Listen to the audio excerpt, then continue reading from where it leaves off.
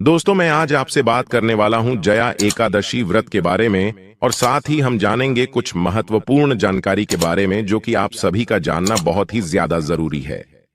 जैसे कि एकादशी व्रत के नियम, एकादशी व्रत हमें कब से शुरू करनी चाहिए, एकादशी व्रत कितनी संख्या में हमें करनी चाहिए, एकादशी व्रत में हमें क्या खाना चाहिए, किन नियमों का हमें पालन जरूर करना चाहिए, एकादशी व्रत में क्या कुछ निषेध है। यह जानकारियां एकादशी व्रत के पहले जाननी आपके लिए बहुत जरूरी है। तो दोस्तों, इस वीडियो में ये तमाम जानकारी आपको दूंगा। और दोस्तों, आज हम आपका कंफ्यूजन दूर करेंगे कि आपको जया एकादशी व्रत कब रखना है, 19 फरवरी या फिर 20 फरवरी को। लेकिन वीडियो को पूरा देखिएगा, तभी आपकी कंफ्यूजन दूर होगी। तो आज की वीडियो में हम जानेंगे कि जया एकादशी कब है, व्रत कब रखे, व्रत का पारण कब करें, एकादशी और द्वादशी तिथि कब से कब तक है, पूजा का शुभ समय क्या है, राहु काल का समय क्या है, व्रत का पारण किस दिन करेंगे, किस चीज से किया जाएगा, व्रत महत्व, नियमों के बारे में, विष्णु भगवान को क्या भोग लगाएं, क्या करें ना करें, हरिवासर कब से कब तक है, सारी बातें आज की इस वीडियो में हम जानेंगे। तो आप अंत तक वीडियो में बने रहे। नमस्कार दोस्तों, स्वागत है आप सभी का एक बार फिर से आपका पसंदीदा चैनल हिंदू रिलीजियस टेल्स में। दोस्तों, वीडियो शुरू करने से पहले एक बार पूरी श्रद्धा के साथ कमेंट सेक्शन में लिखें, जय श्री हरि विष्णु। भगवान हरि की कृपा आप पर सदैव बनी रहेगी और वीडियो को लाइक करके चैनल को सब्सक्राइब अवश्य कर लें। दोस्तों, प्रत्येक माह के कृष्ण पक्ष और शुक्ल पक्ष की एकादशी तिथि के दिन एकादशी का व्रत किया जाता है। इसे एकादशी 11 के नाम से जाना जाता है। एकादशी का व्रत सभी प्रकार के पापों को नष्ट करने वाली है। हर एकादशी व्रत का अपना विशेष महत्व माना गया है। इसी प्रकार से माघ मास के शुक्ल पक्ष में पड़ने वाली जया एकादशी व्रत का अपना विशेष महत्व है। जो भी भक्त सच्ची श्रद्धा के साथ, नियम और निष्ठा के साथ जया एकादशी का व्रत करते हैं, इस दिन भगवान विष्णु माता, लक्ष्मी भगवान विष्णु के श्री कृष्ण स्वरूप का पूजन करते हैं। व्रत में नियमों का पालन करते हैं, कथा श्रवण करते हैं। इससे व्यक्ति के सभी प्रकार के पापों का नाश होता है।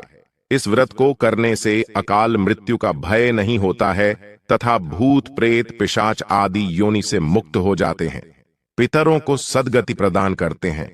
तो दोस्तों, सबसे पहले मैं आपको बता दूं, एकादशी व्रत कब से शुरू करें।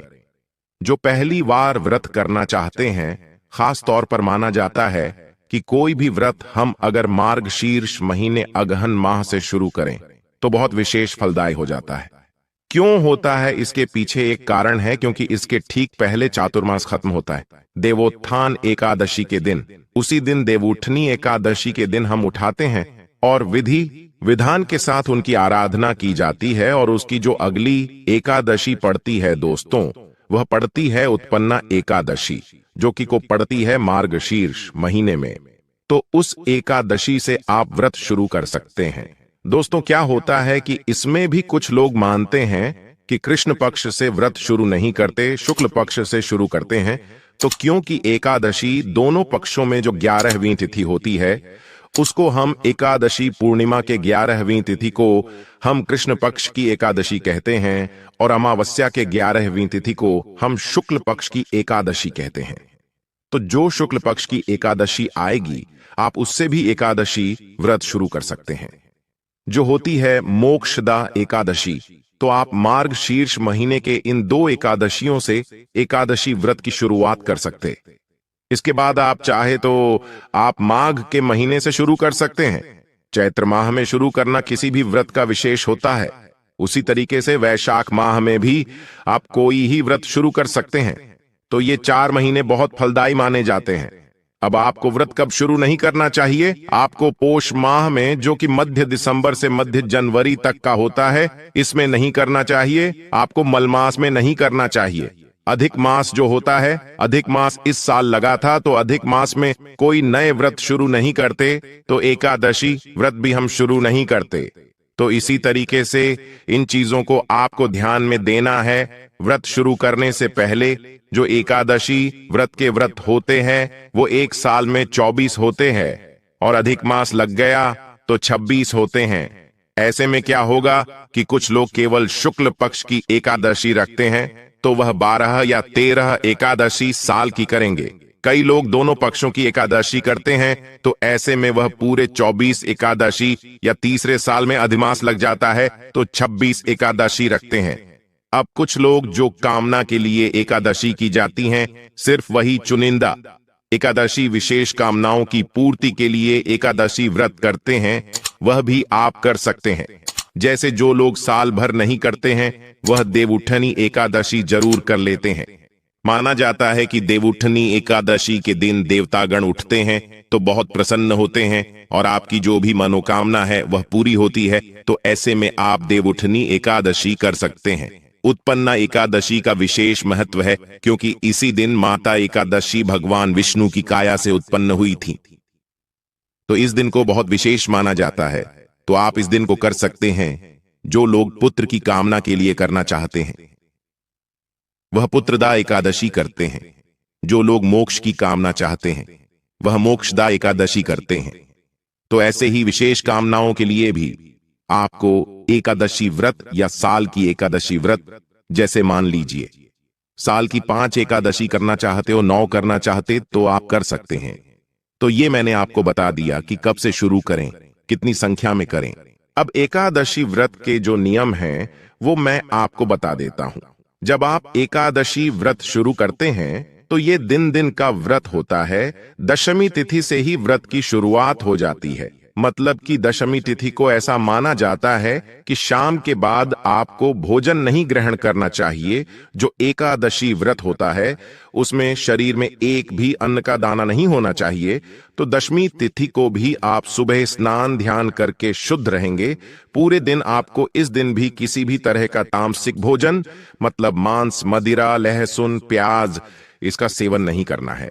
दशमी तिथि को एकादशी वाले दिन आप व्रत का संकल्प लेंगे। एकादशी का जो व्रत होता है वो आमतौर पर निर्जला होता है। लोग निर्जला व्रत करते हैं, लेकिन अगर शरीर साथ नहीं दे रहा है तो एक समय का भोजन, वो भी फलाहार का, आप कर सकते हैं। उसमें कोई दिक्कत नहीं है बहुत लोगों की, क्योंकि अब परेशानी रहती कि एकादशी व्रत कर रहे हैं तो उनका स्वास्थ्य बिगड़ गया तो वो फलाहार कर सकते हैं। आप इसमें चाय, जूस, इन सब चीजों का सेवन कर सकते हैं। दिन में कोई मनाही नहीं है। अन्न का एक दाना आपको नहीं लेना है। द्वादशी तिथि जो तीसरा दिन होता है उसमें आपको विशेष जो पारण का मुहूर्त होता है उसी मुहूर्त में आपको पारण करना चाहिए और इस दिन भी आपको पूरी श्रद्धा के साथ व्रत रहना चाहिए। तो 3 दिवसीय व्रत होता है और कठिन है, क्योंकि श्रेष्ठ मानते तो नियमित भी इसके सबसे कठिन है। तो नियम भी आपको अपनाना चाहिए। व्रत में क्या खाना चाहिए और क्या नहीं खाना चाहिए ये बहुत महत्वपूर्ण है। तो यह मैं आपको जानकारी दे दूं। एकादशी व्रत मैंने अभी बताया कि अनाज का सेवन हम नहीं करते। कई व्रत में हम करते हैं लेकिन एकादशी व्रत में हम नहीं लेते। तो एकादशी व्रत में आप फलाहार ले सकते हैं, जरूरत के हिसाब से पानी, जूस ले सकते हैं। आप चाय भी ले सकते हैं, लेकिन अनाज से बिल्कुल दूर रहेंगे। एकादशी व्रत की डेट से पहली तिथि और दूसरी तिथि, द्वादशी और दशमी को तामसिक भोजन आपको नहीं करना चाहिए। यहां तक कि आपके परिवार में जो लोग हैं, कोई एकादशी व्रत करता है तो परिवार में भी इन 3 तिथियों में तामसिक भोजन, मतलब लहसुन, प्याज और मांस, इन सब चीजों का सेवन बिल्कुल नहीं होना चाहिए। तो भोजन संबंधी ये नियम हैं जिनको आपको जरूर मानना चाहिए। एकादशी व्रत की पूजा विधि होती है, मैंने आपको बता दी। तुलसी पत्र में हाथ में लेकर संकल्प लेंगे। व्रत की शुरुआत हो जाएगी और रात्रि जागरण का एकादशी व्रतों में विशेष महत्व होता है। तो आप रात्रि जागरण इस दिन करके श्री हरि के भजन कीर्तन में रहे, यह सबसे श्रेष्ठ माना गया। एकादशी व्रत वाले दिन आपको भगवान विष्णु के विष्णु सहस्त्र नाम का जप करना चाहिए। ओम नमो भगवते वासुदेवाय, जो द्वादश मंत्र है श्री हरि का, इस मंत्र का ज्यादा से ज्यादा बार आप जप कर सके उतना ही अच्छा है।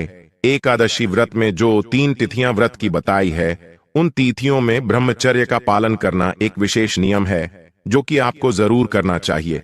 तो ब्रह्मचर्य का पालन करना एकादशी व्रत की विशेष नियमों में एक है जो आपको करना चाहिए। इस एकादशी वाले दिन दातुन किसी भी लकड़ी वाले दातुन से नहीं करना चाहिए। दातुन आप आम के दातुन से कर सकते हैं या फिर नींबू या आम के पत्ते गिरे हुए रहते हैं, क्योंकि पत्तों को तोड़ना भी वर्जित होता है। तो जो गिरे हुए पत्ते रहते उसको आप चबा लें और उसको आप अपनी हाथ की उंगली से ही अपने कंठ और दांत जितना हो सकता है उतना कर सकते हैं, वो कर ले। एकादशी के व्रत वाले दिन ऐसा माना जाता कि अगर आप यह भी नहीं कर सकते वो हैं तो 12 बार पानी से कुल्ला कर ले। इसे भी दातुन माना जाता है, दांत की सफाई मानी जाती है। उसके बाद आप व्रत करेंगे। एकादशी के व्रत में दोस्तों एक और महत्वपूर्ण नियम है। क्या? एकादशी के व्रत में दोस्तों एक और नियम है कि आप श्री हरि के भजन कीर्तन में रहेंगे। आपको इस दिन किसी के बारे में बुरा नहीं बोलना है, बुरे वचन से आपको बचना है। एकादशी व्रत में ज्यादा बोलना भी मना होता है, तो आप इस दिन जितना कम बोले उतना ही अच्छा है। ये इसीलिए होता है कि हम ज्यादा बोलते बोलते कहीं किसी की बुराई या निंदा ना कर दें। एकादशी के दिन भजन कीर्तन विष्णु सहस्त्र नाम का पाठ करें, बहुत श्रेष्ठ कर होता है। इस दिन आपको साफ सफाई माना जाता है कि घर में विशेष सफाई भी नहीं करनी चाहिए। प्रतिदिन की सफाई है वह करें, कोई विशेष सफाई ना करें। ऐसा माना जाता है कि अगर आप भूमि शयन कर सकें तो बहुत अच्छा है, नहीं करते हैं तो अगर गृहस्थ में है तो आप नहीं कर पाएंगे तो आप कोई बात नहीं है। लेकिन ऐसे में जो वृत्ति भूमि शयन ब्रह्मचर्य का पालन या जो खाने पीने की चीजें वर्जित है, निषेध है, उसको उस नियम को पालन करने के लिए और उसमें आपसे कोई चूक ना हो जाए, इसके लिए जो लोग साल भर का एकादशी व्रत करते बहुत महत्वपूर्ण है। ये जानकारी ध्यान से सुने। उनको चातुर्मास में जो 8 एकादशी व्रत पड़ेंगे वह नहीं करनी चाहिए, क्योंकि ऐसा माना जाता है कि चातुर्मास की एकादशी व्रतों में जो नियम है उसको पूरी तरीके से पूर्णता से मानना चाहिए। कुछ नियम हमसे छूट जाते, नहीं हो पाते तो कोई बात नहीं है, लेकिन चातुर्मास की गृहस्थ में हैं आप, परिवार है, घर है, बच्चा है, आप तमाम नियमों का पालन नहीं कर सकते तो चातुर्मास के 8 एकादशी व्रत आप ना करें। इसमें बहुत जरूरी हो जाता है सभी नियमों का पालन। तो ये जो नियम है बहुत ही जरूरी है। एकादशी व्रत में तो आपको करने चाहिए। पारण आपको द्वादशी में शुभ मुहूर्त में ही करना चाहिए। ये जानकारी आपको परणा की शुभ मुहूर्त की रखनी चाहिए। आपको ये जानकारी हमारे चैनल पर मिल जाएगी कि द्वादशी तिथि कब से शुरू हो रही है। दोस्तों, एकादशी व्रत की तमाम नियमों में एक और नियम है जो कि हमें जरूर करना चाहिए, क्योंकि इस दिन हमने अनाज का त्याग किया है। तो जो अन्न हमने बचाया है उस अन्न के दान का बहुत महत्व है। एकादशी व्रत अगर आप करते हैं तो आप अनाज का दान किसी भी ब्राह्मण को जरूर करें। यह भी एकादशी व्रत के महत्वपूर्ण नियमों में एकादशी के नियम है कि आपको जरूर अपनाने चाहिए। तो आइए अब जानते हैं एकादशी व्रत के शुभ मुहूर्त के बारे में। एकादशी तिथि प्रारंभ समय जो कि 19 फरवरी 2024 दिन सोमवार सुबह 8:51 और एकादशी तिथि की समाप्ति होगी 20 फरवरी 2024 दिन मंगलवार सुबह 9:57। तो सूर्योदय व्यापत्नी के अनुसार और शुद्ध रूप से एकादशी व्रत के लिए जो समय प्राप्त हो रहा है वह समय 20 फरवरी 2024 दिन मंगलवार को सभी एकादशी का व्रत धारण करेंगे। 19 फरवरी को 10वीं तिथि के दिन नियमों का पालन करेंगे। 20 फरवरी को एकादशी का व्रत धारण करेंगे और इस व्रत का पारण जो कि 21 फरवरी को किया जाएगा। एकादशी व्रत का पारण जो कि हरिवासर में नहीं करनी चाहिए। हरिवासर का समय द्वादशी तिथि का पहला चौथाई हिस्सा होता वह हरिवासर का होता है। द्वादशी तिथि की जो समाप्ति है वह 21 फरवरी 2024 दिन बुधवार को सुबह 11:29 द्वादशी तिथि की समाप्ति है।